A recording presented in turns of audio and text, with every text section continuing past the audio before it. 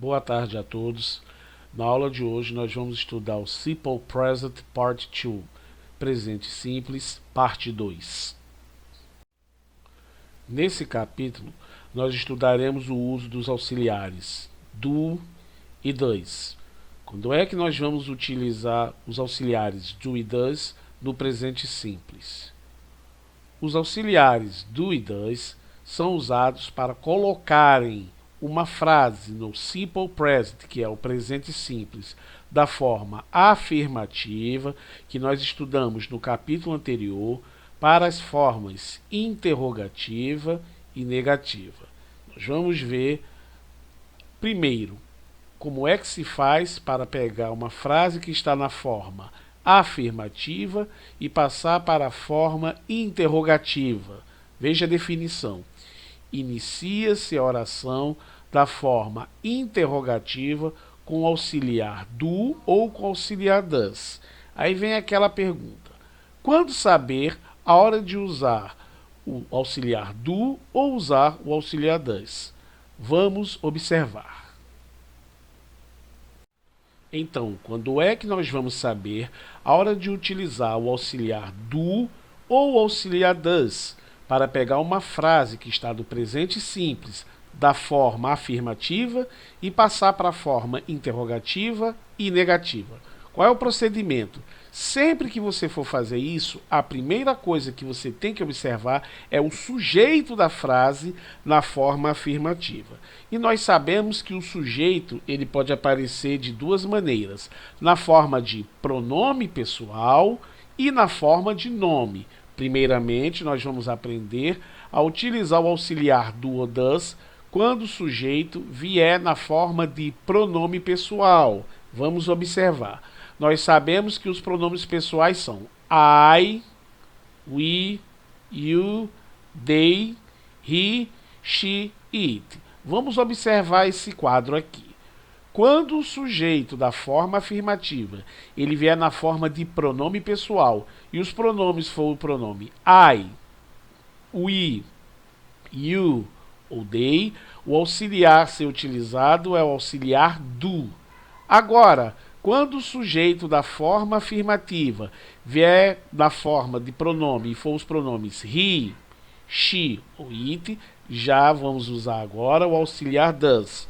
Vamos aos exemplos. Olha a primeira frase.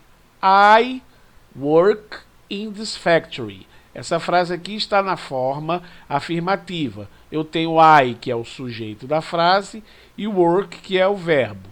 Então, como é que eu faço para colocar essa frase na forma interrogativa?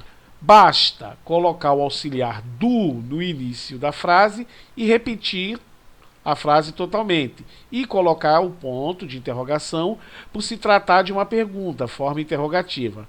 Veja, apenas acrescentei o auxiliar do. Por quê? Porque o sujeito é o pronome I. Agora vamos observar o próximo exemplo. He works in this factory. Nós aprendemos que na forma afirmativa, você tiver que colocar um verbo no presente simples e o sujeito for o pronome he, ou for o pronome she, ou for o pronome it, você deve acrescentar, é obrigado a acrescentar o s no final do verbo. Agora, vamos pegar essa frase que está na forma afirmativa e vamos colocá-la na forma interrogativa. Observe, ó. Você agora vai utilizar o auxiliar does. Por quê?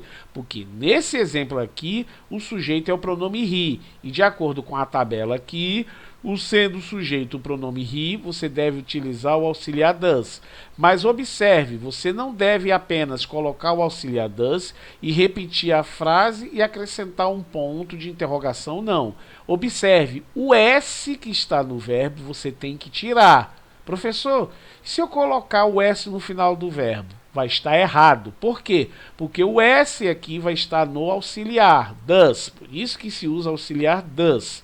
Então, toda vez que o verbo estiver na terceira pessoa do singular com os pronomes he, she, it, você deve tirar o S. Então, você coloca o auxiliar does, repete a frase e tira o S do verbo. Quando o sujeito vier na forma de nome, observem, quando o sujeito for composto, isto é, quando ele tiver dois núcleos, nós utilizamos o auxiliar do. Quando o sujeito for um sujeito simples e tiver apenas o núcleo, nós utilizamos o auxiliar does. Vamos aos exemplos. Anne and Mary work in this factory. Essa frase aqui da forma afirmativa, nós vemos perfeitamente que o sujeito está na forma de nome. Nós vemos aqui que é um sujeito composto, então para colocar na forma interrogativa, você usa o auxiliar do e repete a frase toda do jeito que está aqui, acrescentando apenas um ponto de interrogação no final. No próximo exemplo, Robert works in this factory. O sujeito aqui é um sujeito que está na forma de nome e podemos ver que se trata de um sujeito simples por apresentar apenas o núcleo. Então, veja, Robert works, verbo terminando em S, in this factory.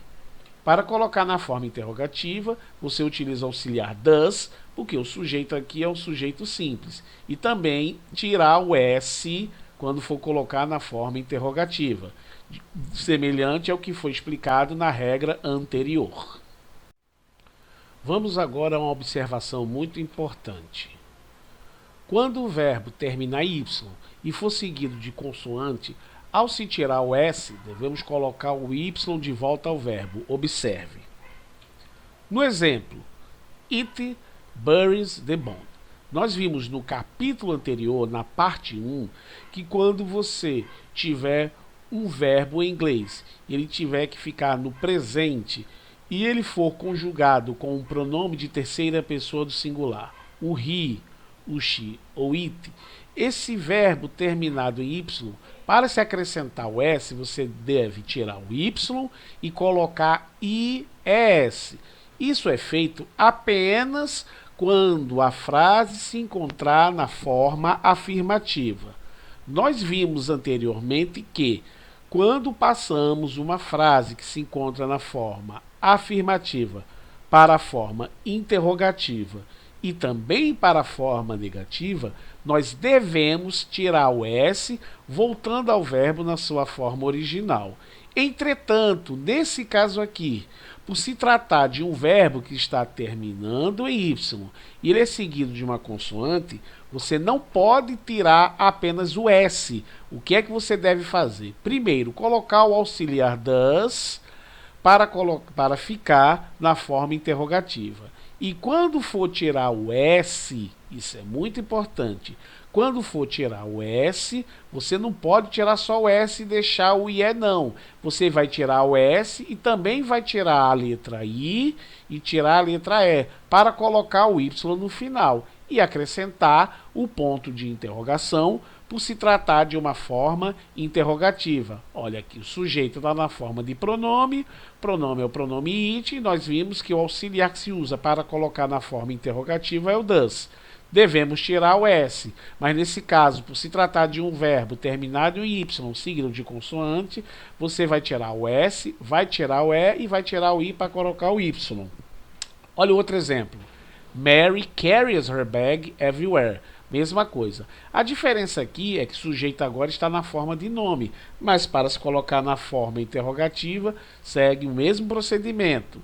Coloca o auxiliar does no início, vai repetir o verbo e tirar o S, vai repetir a frase, perdão, e tirar o S do verbo. Só que você não vai tirar apenas o S, você vai tirar o S, vai tirar o E, vai tirar o I e colocar o Y de volta. E por se tratar de uma forma interrogativa, você vai acrescentar o ponto de interrogação. Isso é muito importante. Agora, nós iremos pegar uma frase que está na forma afirmativa e colocar na forma negativa. Como é feita essa mudança? Você vai colocar o auxiliar do ou does, acrescido do advérbio de negação not, que significa não, após o sujeito, do not ou does not. Mas observe, do not é igual a don't. Does not é igual a doesn't. O que significa?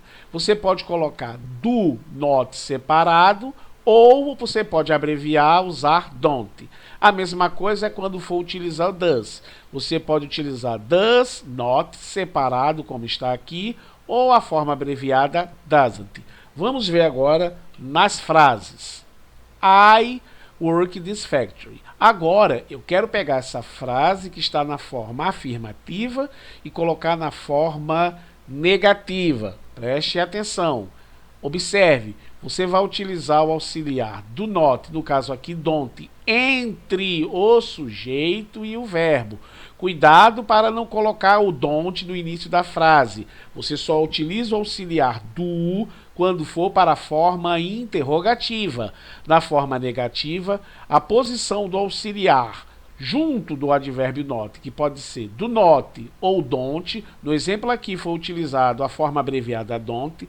Você vai utilizar esse auxiliar na forma negativa entre o sujeito e entre o verbo, ficando assim, ó, I don't work in this factory. Olha a próxima frase. He works in this factory. A mesma regra do S que nós aprendemos na forma interrogativa serve também para a forma negativa. Que regra é essa? É você utilizar o auxiliar entre o sujeito e entre o verbo. Nesse exemplo, eu estou utilizando doesn't porque o sujeito é o pronome he. E nós vimos que quando o sujeito é he, she ou it, o auxiliar a ser utilizado é o does. Mas agora, como é forma negativa, é does mais a palavra not. No caso aqui, estou usando doesn't. A mesma regra do S, ó, na forma afirmativa, o S se encontra. Passou para a forma negativa, tira o S. Pronto, observe. E termina com um ponto, porque é uma forma negativa. E aquela regra do verbo terminado em Y, seguido de consoante, também se aplica para a forma negativa. Ó. Mary carries her bag everywhere. Na forma afirmativa, o verbo está terminando em S. Como esse verbo é aquele verbo terminado em Y, seguido de consoante, eu tirei o Y e coloquei IES. Para colocar na forma negativa, doesn't entre o sujeito e entre o verbo, tira o S, só que você não vai tirar o S, você vai tirar o S, vai tirar o E e vai tirar o I e vai acrescentar o Y no final.